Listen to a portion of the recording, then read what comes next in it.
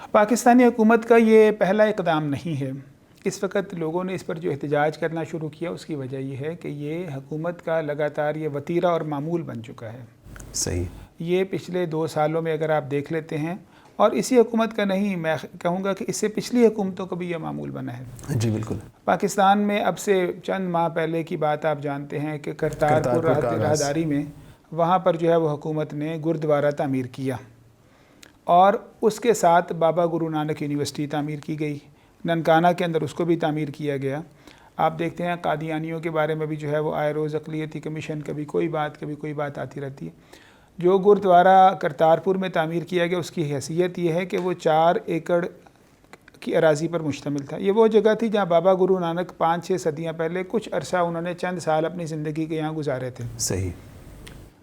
تو اس جگہ کو 4 ایکڑ سے بڑھا کر پاکستانی حکومت نے قومی زمین جو ہے مسلمانوں کی ایک دارالاسلام کی زمین کو 800 ایکڑ تک وسیع کر دیا، اور دنیا میں اس سے بڑا کوئی گردوارہ نہیں ہے۔ صحیح۔ اور اس پر بھی 1.5 ارب روپے کی خطیر رقم قومی خزانے سے صرف کی گئی۔ اس کے بعد جو ہے وہ دیکھیے کہ گرو نانک یونیورسٹی ننکانہ میں جو بنائی جا رہی ہے وہ بھی 400 ایکڑ پر ایک ایسی شخصیت کی اس کے پیغام کو پھیلانے کے لیے بنائی جا رہی ہے۔ ایک مذہبی یونیورسٹی ہے، مذہبی ایک ایسے مذاہب کے لیے جو مذاہب اہل کتاب کے مذاہب بھی نہیں بلکہ جن کی کوئی بنیاد ہی نہیں ہے، جو کہ شرک پر قائم ہے۔ مندروں کے اندر تو کھلم کھلا شرک ہوتا ہے، اور جو سکھ ہیں وہ دعویٰ تو توحید کا کرتے ہیں لیکن ان کی توحید جو ہے وہ ایسے ہندوانہ تصوف پر قائم ہے جس کے اندر نام توحید کے اندر سے ان کے پاس بھی جو ہے وہ شرک کے ہی پہلو پائے جاتے ہیں۔ تو اس لیے پہلی بات تو یہ سمجھنی چاہیے کہ یہ پہلا مرحلہ نہیں ہے، بلکہ یہ مرحلہ جو ہے نا وہ کافی اس پر 2-3 بار یہ کام ہو چکا۔ اور عجیب بات یہ ہے کہ پاکستانی حکومت اس پر یہ رقم جو صرف کر رہی ہے وہ رقم قومی خزانے سے بھی نہیں کر رہی۔ وہ رقم جو ہے وہ قومی خزانے کی وہ شکل ہے جو مذاہب، جو مختلف مزاروں سے یا وزارت مذہبی امور کے جو اوقاف ہیں ان سے جو آمدنی ہوتی ہے وزارت مذہبی امور کے تحت ان کو رکھا گیا۔ اور وزارت مذہبی امور کی جو اوقاف کی آمدنی ہے جو کہ وقف اللہ کے لیے کسی کام کو کیا جاتا ہے، اس میں سے تعمیر ہو رہی ہے اللہ کے لیے جس کام کو تعمیر گویا کہ جیسے کہ اوقاف جو خالصتاً اللہ کی رضا کے لیے، ان میں سے ان تمام چیزوں کو تعمیر کیا جا رہا ہے، گویا کہ یہ مذہبی امور کی وزارتوں کے تحت یہ سارا کام ہو رہا ہے۔ تو مسلمان جو حکومت ہے اس حکومت کا تو سارا مال اس کا نہیں بلکہ وہ مال تو اللہ کے حکام کے تحت ہونا چاہیے، اور اللہ نے قرآن کریم میں کہا ہے وَتَعَاوَنُوا عَلَى الْبِرِّ وَالتَّقْوَىٰ وَلَا تَعَاوَنُوا عَلَى الْإِثْمِ وَالْعُدْوَانِ۔ تو یہ تو بر اور تقوی، نیکی کو بڑھانا چاہیے اور برائی کو روکنا چاہیے۔ یہ تو نیکی کے جو شرک کے کام ہے، جو بدترین گناہ کا کام ہے، جس سے بڑا کوئی گناہ نہیں، جس سے بڑا کوئی ظلم نہیں، اس پر مسلمانوں کے پیسے کو اور اوقاف کے پیسے کو اس پر صرف کیا جا رہا ہے۔ تو اس سے بڑا اسم و عدوان کیا ہوگا؟ تو یہ صرف عوام کا پیسہ نہیں بلکہ یہ اوقاف کا پیسہ ہے جس پیسے سے صرف کیا جا رہا ہے۔ اب یہ جو واقعہ اسلام آباد کا ہے یہ واقعہ بھی اب کا واقعہ نہیں ہے بلکہ اس واقعے میں 2006 سے سلسلہ شروع ہوا ہے، اور 2012 میں سپریم کورٹ میں معاملہ گیا، اور سپریم کورٹ میں جب یہ معاملہ گیا تو زرداری صاحب نے اس وقت کہا کہ ہم تو نہیں آپ کو بنا کر دیں گے، 150-200 وہاں پر ہندو رہتے ہیں کوئی، جی تو انہوں نے کہا ہم تو اس رسک کو نہیں لے سکتے، آپ سپریم کورٹ میں جائیں۔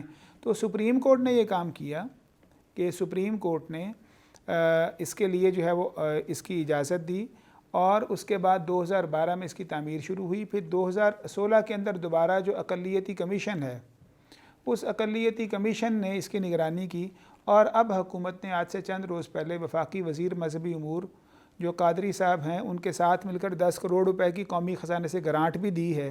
تو گویا کہ یہ سارا قومی پیسہ ہے، اور یہ سارا قومی پیسہ جو ہے وہ اس پر صرف کیا جا رہا ہے۔ ہندو بھی بہت ہی کم ہے، ان کی تعداد بھی بہت ہی کم ہے۔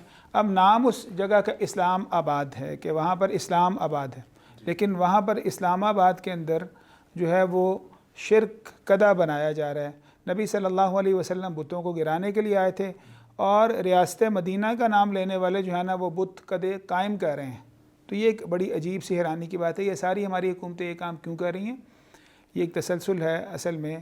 یہ جب سے ہم نے IMF ہو گیا، یہ عالمی اداروں سے امداد اور ان کی معاشی غلامی اختیار کی ہے، تو آئے روز نتنے ان کے مطالبے آتے رہتے ہیں، اور ان مطالبوں کو پورا کرنے کے لیے وہ کہتے ہیں کہ ہمارے نظریات کو بھی آپ لوگ قبول کریں، اور ان کے نظریات میں یہ بات شامل ہے کہ تمام مذاہب بالخصوص اقلیتیں جو ہیں ان کو مسلمان جو مذہبی ادارے ہیں ان سے بھی زیادہ ناز برداری ان کی جائے۔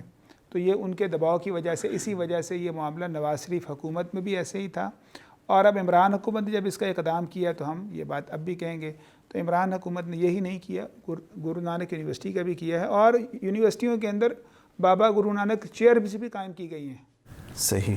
گویا کہ تمام مذاہب جو ہیں، غلط مذاہب، ان کو بھی پروان چڑھایا جا رہا ہے ایک مدینہ کے نام پر جو ریاست ہے، تو اس سے بڑا کیا ظلم ہو سکتا ہے؟ اچھا